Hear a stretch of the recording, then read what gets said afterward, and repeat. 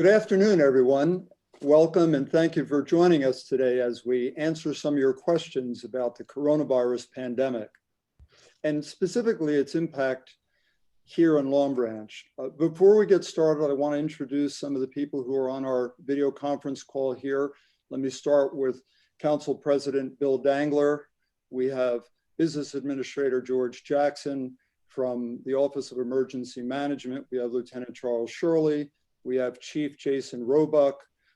From our Director of Department of Public Works, Stan Zuba. From our Health Department, we have our Director, Sid Johnson, as well as our Health Inspector, Teresa Giordano.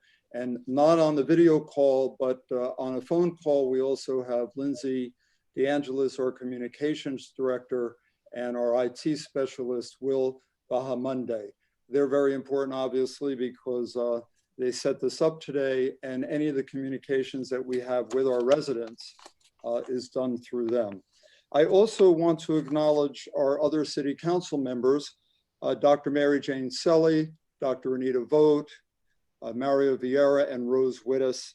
And I want to thank them for their daily involvement with what we've all been dealing with here. So why are we doing this? We're doing this to answer the residents' questions and to help you navigate through this very confusing time. So how it's going to work is for the last 4 days, we have asked all our residents to email in questions.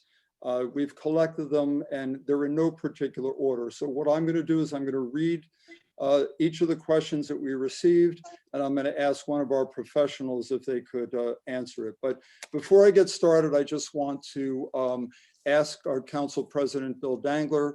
Mr. Dangler, if you could say a few words, please. Yes, good afternoon, everyone. On behalf of the City Council, I would just like to implore the residents of Long Branch to stay inside as much as possible. If, in fact, you do have to go outside, please cover your face, whether it's a mask or scarf, cover your hands, and keep your social distance. As you know, this is not something that one of us can solve on our own. The Health Department, the State Health Department, even at the national level, they cannot solve this on their own. They need everyone's help. So let's be a part. So we come out on the other side of this, we'll all be healthy and back to normal, whatever that new normal may be. So thank you very much. Thank you, Bill. So let's get started. So the first question I'm going to answer is, how is Long Branch helping small businesses, and specifically those who are having trouble being able to pay rent? So I would like to first start starting that, we have a economic and development office is here and available to you. We are addressing the whole issue with small business loans. They can help you with the application process. There are some grants available. And again, they're there to help you with any individual questions you may have. They also can address the individual stimulus checks that you're expecting. So again, if you have any questions or we can be of any assistance to you, please call our Economic and Community Development Office. We also have a couple of programs that we've initiated. We have Local to Go, which is on our website, and that offers all the restaurants in town that are offering takeout and delivery. And we have Long Branch Connects, which again is for businesses who offer online services. And finally, the library, in conjunction with the City of Long Branch, as well as the Chamber of Commerce, is starting something called Back to Business. And it's another program that's going to help small businesses literally get back to business once this all ends. And they're going to be assisting in everything from mailing lists, business cards, training for setting up social media platforms, etc. So we'll be able to update with you with that as that occurs. But again, please call our Economic and Development Department right now with any questions that you may have, and they could assist you. Okay, moving on to question 2. Is it likely that the boardwalk, beaches, and summer activities will be closed for the summer? Let me just start by saying the county is discussing plans to get back up and running, but I'm going to ask our DPW director, Stan Zuba, if he could elaborate. At this time, we're moving forward under the assumption that we are going to have a beach season. We don't know when that is. We're following the governor's guidelines as to when he will reopen parks and open spaces. With that being said, we are going to start our process of opening up the beachfront as far as the work that has to be done to get ready for the season. Somewhere around the area, May 1st. The difficulty we're going to have is trying to get this done and still practice our social distancing to keep our employees safe. Thank you, Stan. Stan, while you're still here with us, can you tell us, just talk a little bit about the sanitation and recycling schedule here in the city, please? Okay, our sanitation department has been fantastic, as everybody from DPW has. We're not altering the schedule at all. We're doing our normal pickups.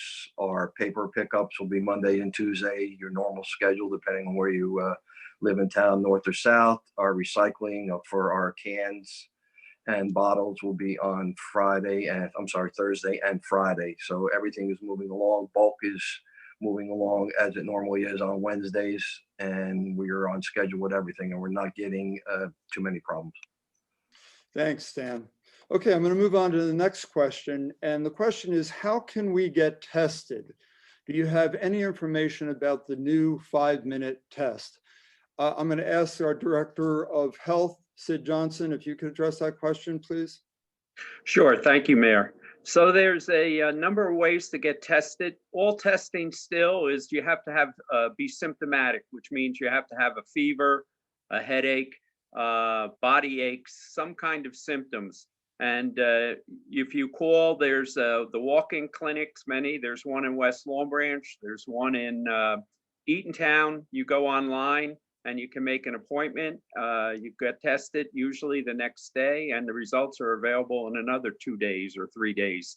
There is also the PNC Art Center, which is functioning right now. It's on a reduced schedule. You have to look that up, but you could go there, and that's free, that one. The walk-in clinics take your health insurance. Lastly, the new 5-minute test, Abbott Labs has come out with actually 2 different tests. One is for the COVID-19 virus, 5 minutes. It's almost like a rapid strep test or a flu test that you might get. And the second one is the antibody test, which will tell whether you've been infected with the COVID virus. So they're just new on the market. They're starting to become available, but they're not everywhere right now. But another month or so, you'll probably be seeing much more availability for those 2 rapid tests. Thank you, Sid. And I just wanted to add that yesterday I spoke with a physician at one of the local, urgent care centers. And the process actually is pretty simple. Right now, you do need to be symptomatic or have some sort of symptom. Within 24 hours, as Mr. Johnson indicated, you call, and within the same day, they could set up a telemed appointment with you just to confirm that you have the appropriate symptoms and so forth. And then within that same day or the next day, they'll arrange an appointment where you could pull your car up to a parking slot. Someone could come out. They would assist you with the testing, and then within 24 or 48 hours, you would have results. And as Mr. Johnson pointed out, you're covered under Medicare, Medicaid, most if not all private insurance. And I believe, Sid, that the copays are also, you don't have to pay for a copay, if I'm not mistaken. The copays have been waived. I believe that's true too. Right. And one last thing before we move on, I just want to, we are, I've said this a bunch of times, but we're very fortunate that we have our whole health department here in Long Branch, our own department. And again, Sid, Teresa, and others in the department are here every weekday to address your calls and to get back to you on any questions you might have about this pandemic. And Sid, the number is 732-571-5665, correct? Correct. Thank you. So moving on, the next question is, will summer short-term rentals be allowed? I'm going to ask Mr. Jackson if he could address that. I will say, however, that, Long Branch is a little different than a lot of the other shore communities. And Mr. Jackson, can you explain that, please? Yes, thank you, Mayor. Good afternoon, everyone. as the mayor mentioned, we are somewhat different in the way we govern our rentals here in the city of Long Branch. In recent weeks, we've gotten many inquiries, and these are in response to the perceived and I think real effort by some people in some of the hot spots of infection to get out of those areas and find safer ground. And North Jersey and New York City obviously been hit very, very hard throughout the pandemic. And many of the residents of those areas have sought to find safer ground down here in the Jersey Shore. Long Branch, and I'll get back to the answer to the question, is in short, no. We will not have short-term summer rentals. And that bears further explanation. In Long Branch, we only allow 2 certificates of occupancy for single-family residences per year. And what a CO is, a certificate of occupancy, is a certificate issued by our Bureau of Fire Prevention after an inspection of any residence that's going to be occupied by a new group of tenants. Long Branch is unique in that we only permit 2 per year. If you go to some other shore communities, and there was a recent Asbury Park Press article about Asbury Park, the city of Asbury handles these differently. They have an unlimited number of occupancies that people can obtain in any residence, and they forego the inspection and issuance of a certificate of occupancy, which again, we only allow 2. They have a special permit for short-term tenants. So the popular modes of short-term rentals are Airbnb, VRBO, vacation rental by owner. Those are not allowed in the city of Long Branch. We realize that there are some that do issue and rent those types of residences in violation of our ordinances. If we learn of those, we take action. But the city of Asbury Park knowingly allows people to get short-term rentals. It can be for a number of days. It can be for as short as a one-night stay. The city of Long Branch does not permit those type of rentals. So we're ahead of the problem here in Long Branch. It's not an issue that we had to be concerned with. Again, there are people that do have summer residences here in Long Branch. They are permitted to come down and use those homes. But as far as those Airbnbs and VRBOs that many of the shore communities permit, Long Branch does not allow them. So we had no action that had to be taken to restrict them in any way. We're ahead of the curve on that matter. Thank you, Mr. Jackson. Our next question, does the city have masks to give the seniors? Let me just say that, we'd like to give masks to everyone, but as many of you have probably read about, there really still is a severe shortage of masks. I'm going to ask Lieutenant Shirley from OEM if he could address that question and just talk about PPE in general. Lieutenant Shirley? Thank you, Mayor. At this time, we're reserving masks for healthcare workers, long-term care facilities, and first responders. It's also important to remember that seniors are our most vulnerable population we have right now, and they should really exercise caution before going outside, which would then reduce their need for a mask. Just to get down to strict numbers, in Long Branch, over 15% of our population is 65 and over, which equates to about 5,200 masks that we would have to provide and teach people and train them how to use it, which we're not in that position to do right now with supplies. The good side of this is our seniors from the senior center and people that we meet around town, they're some of the most resourceful people we have. There's some fantastic guidance from CDC on homemade masks from things you have at home. And I guess we will make sure we push that out through social media and also pat down at the senior center to communicate how these seniors can start making face coverings for themselves. Thank you, Lieutenant. Moving on to the next question. Is it fair that businesses are required to pay property taxes when they are forbidden to operate their business? I'm going to ask City Attorney Rainone if you could comment on that, please. Yes, Mr. Mayor, your property taxes are based upon the value of your property.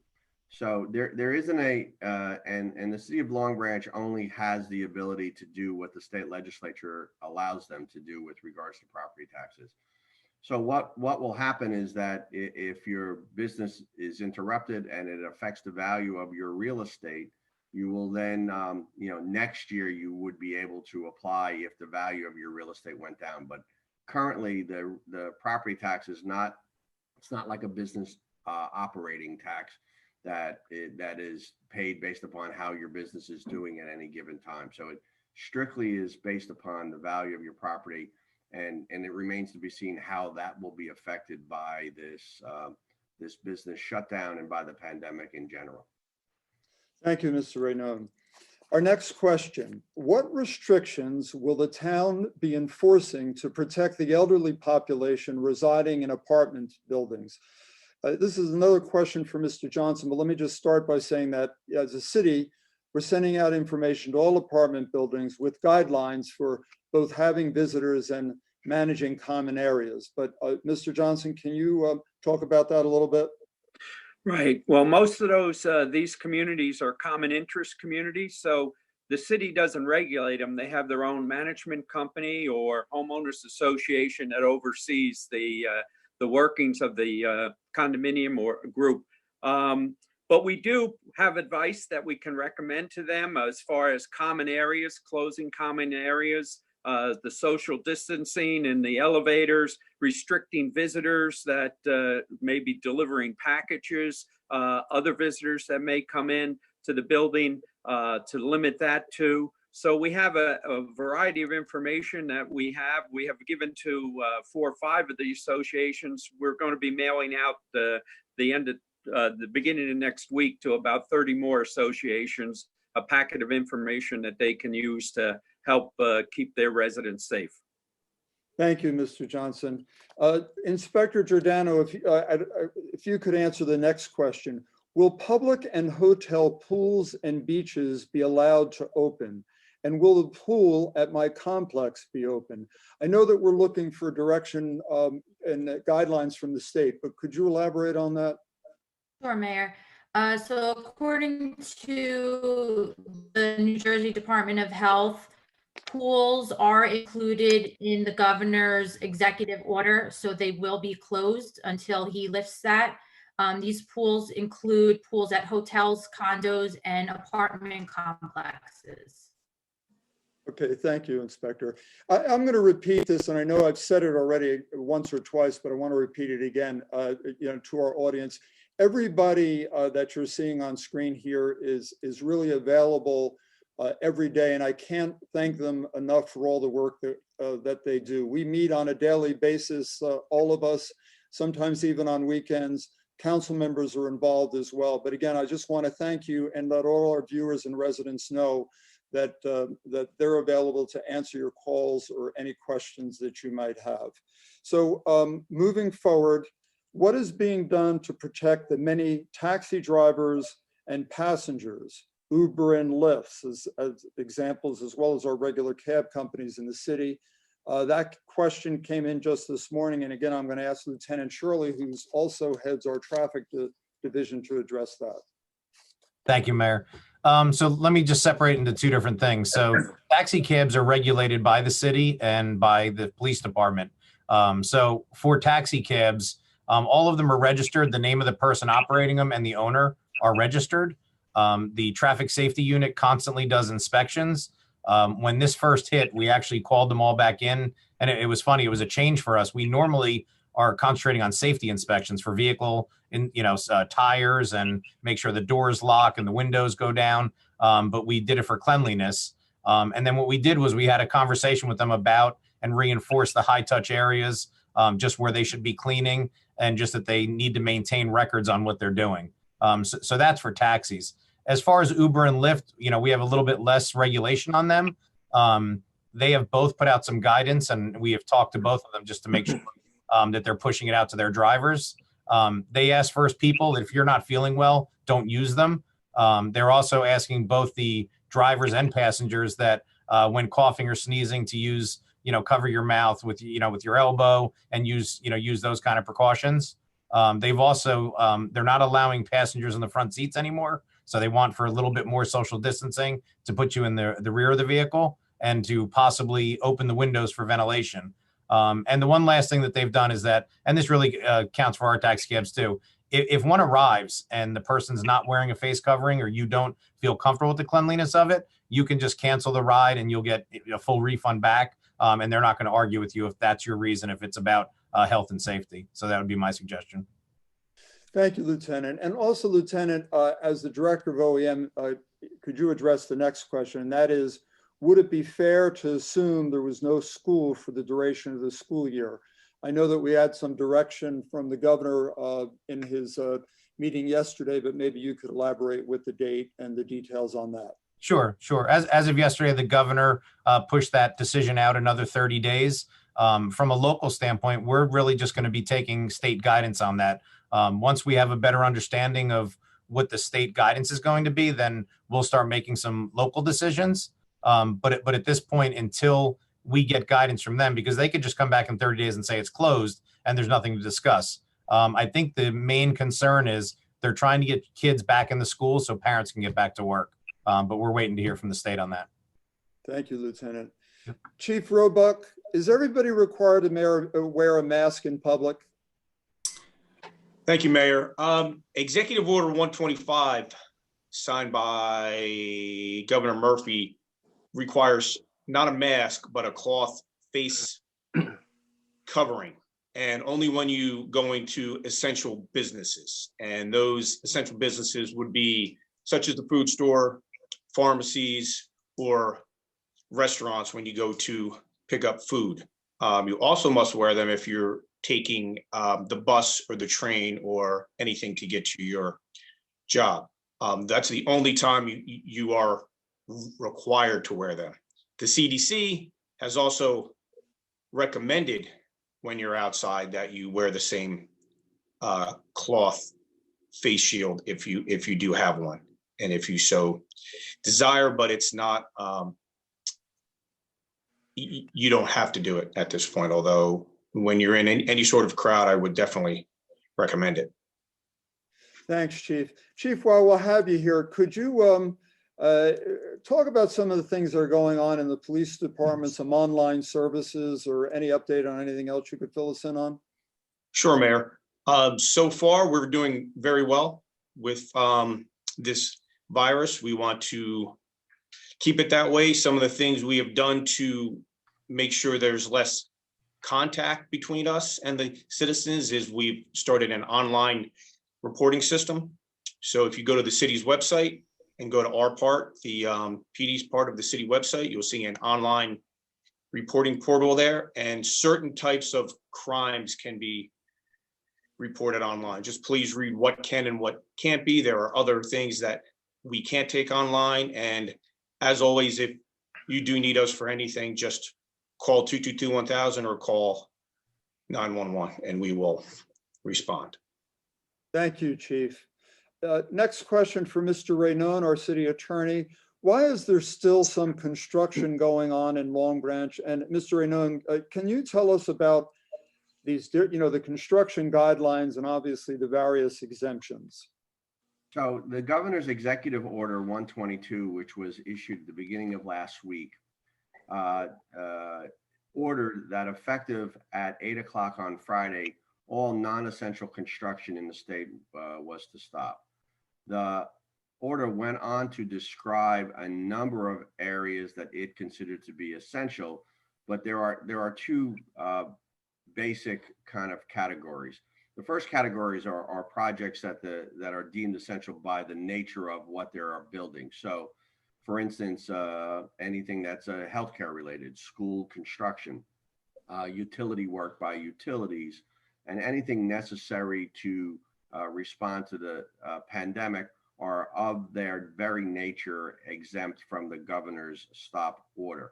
The second thing that the governor's order did was it allowed on residential construction, it allowed those projects for which there were contracts for sale with closing dates in them to continue to completion.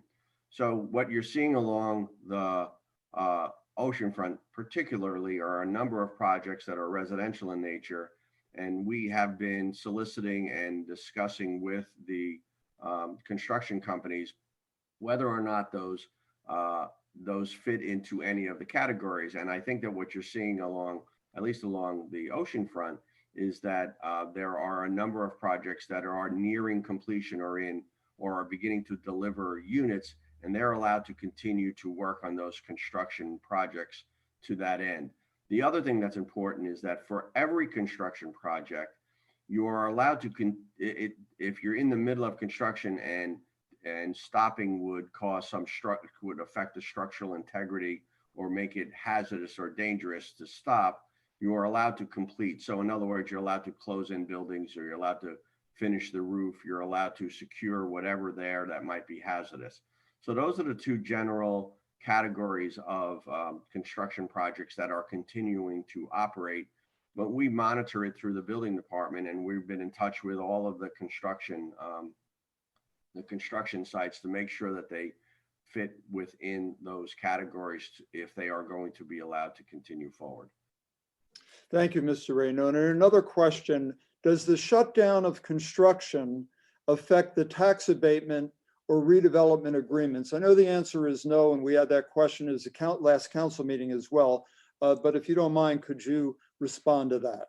Correct. So the redevelopment agreements all have provisions in them that are unaffected by the pandemic or the close down in any way. And the tax abatement agreements, of course, require taxes to be paid like anybody's property taxes are paid. So as long as everybody is paying their taxes, it's completely unaffected by this agreement. As to the redevelopment agreements, they're not affected in any way by the construction shutdown, because they really guarantee the character and nature of what's going to be built, and that is not going to be altered by the shutdown of construction in any way. So all of the obligations under those agreements, the developers are still bound by them. They have to fulfill them completely, and we're monitoring those agreements to make sure that all of the payments in lieu of taxes are being made, and they're being fully conformed with. Thank you, Mr. Rayno. The next question I think I can answer is, what is open and closed on the ocean front? And if if anyone wants to jump in, please do. But obviously, I think most of our residents and visitors know that the boardwalk is currently closed. The adjacent roadway is closed, and the bike paths are closed as well. That's in the West End area and up near the Ocean Place Resort. We get a lot of questions about the sidewalks. The sidewalks are actually open west of the roadway and west of the boardwalk. And of course, you probably know that the beaches still remain open at this point. Chief or anyone else, is there anything to add to that, or Stan, or should I just move on with? No, I think that's it, Mayor. I think you got it. Okay, thanks. Mr. Jackson, planning board, zoning, people are asking about planning board meetings, zoning board meetings, municipal court. Can you address the timeline, if you can, on when those boards will be meeting, and any information you might have about the municipal court? Sure, Mayor. At the onset of the pandemic, our New Jersey legislature really reacted quickly to pass several bills to help us continue to govern here in New Jersey. And one of the significant ones was how we can operate our public meetings. Traditionally, they all were done in person, and there were certain requirements as to how we had to communicate, and members had to attend and participate. So now we're in the age of Zoom and virtual conferencing, just like we're doing right now here in the city. So one of the bills passed by the legislature allows the use of electronic equipment to conduct these public meetings. We've had one council meeting that we did by virtue of Zoom, but it was all audio. At our next meeting, next Wednesday, we'll conduct a meeting similar to this. The members of the governing body will be on video, and participants will be able to log in. Our clerk will publicize the manner in which people can virtually attend the meeting, and they'll be able to interact with the governing body just as they did, but this time they'll be able to see each of the members of the body as they participate. So we have our regularly scheduled council meeting next Wednesday. As for our land use boards, the first virtual meeting of our zoning board will be on May 11th. That's a Monday. The 27th, the April 27th meeting has been canceled. They will resume. And again, it'll be through this mode of operation using Zoom. Our IT coordinator, Will Bamonde, has done a fabulous job of getting the boards ready for these new experiences that we're going to have, and probably for quite some time to come. Planning Board has a meeting scheduled for next Tuesday, April 21st. Again, the entire meeting will be conducted in this same format. It'll be done through online media, through our Zoom platform. As for the municipal court, as soon as government operations started to shut down, all municipal court sessions and also those on the state and county level were canceled. So, since that time, Lieutenant Shirley, I believe your mic took over there, pardon me. Since the shutdown occurred, our municipal court has been taking guilty pleas by affidavit. It's a document that defendants are able to complete, submit to the court, and then our municipal prosecutor can interact with the defendant, come to terms of a plea agreement, and dispose of the case. Our court staff has really been working hard to try to keep the flow of complaints moving through the system. However, they haven't been able to have a true municipal court session since this pandemic has broken out. As our meeting has been underway here, I received an email from our court administrator, Terry Turner. She got approval from the assignment judge, Judge Thornton, to go ahead and purchase new video conferencing equipment. It's similar to other equipment that the state has authorized. This will be at no cost to the city taxpayers. There is a fund that the court maintains through fines that will fund this entire new system. So I've got to call Terry after this meeting is over so we can move the purchase of this equipment through. So within about a month, our municipal court system will be back in operation. But again, you won't have a courtroom full of defendants and attorneys. This is going to be done remotely, and it'll be done through a program similar to Zoom, but it'll be a different platform. So government's up and running, and it's a new experience for all of our boards, our governing body, and again, our departments, but things are gonna keep moving, Mayor. We're gonna get business done. Thank you, Mr. Jackson. And I know that we've had a few cancellations. We had to cancel a council meeting when this first started in the Zoning and Planning Board. But from this day forward, all the meetings are going to be on schedule, which obviously is noticed well in advance, the entire year for that matter, right, Mr. Jackson? And those dates are on the website, and unless there's unforeseen circumstances, we'll be keeping with those dates. Is that correct? Yes, Mayor. With the new systems that we have in place, there's no reason we can't have our regular schedule followed. We're good to go. Okay, great. Thanks. And the last question I have here, are the parks going to stay open? And the answer is right now, I think I can answer that. Right now they are. I just want to remind everybody that the courts, the fields, playground equipment, those are all closed on all the parks, but all the parks are open for passive recreation, for walking or for jogging. Just in some closing remarks, if I may, I just want to remind our residents, I think Mr. Jackson pointed it out, but the next council meeting is next Wednesday, the 22nd. Please go to our website to find out when the future meetings are, and also how to call in to the next meeting and others. And please go to our website at longbranch.org. So with the next council meetings and the board meetings, they will be a video conference, but the call-ins will be by phone, and the directions are all on the website. I just want to throw out again that, you all know that City Hall is closed to the public, but all our employees are here. And again, we're ready to help you at any time. Please call 732-222-7000. You could also call my office directly at 732-561-5645. And again, I just want to mention our health department, 732-571-5665. They're there to answer any questions about this pandemic. I want to mention the library also closed to the public, but has many online services. I spoke about the new Back to Business, but on their websites, you can do everything from get movies, books, magazines. So please utilize those wonderful services there as well. Thank you again for joining us. We hope this was informative. I want to repeat the email that we were taking questions for this event. That's COVID-19 questions@longbranch.org. COVID-19 questions at longbranch.org. And again, please continue to send in those questions and we will answer them. Please keep checking with our website for updates. And again, be well and stay safe. And thank you again for joining us today. And thank you to all our participants. Thank you, Mayor. Thank you.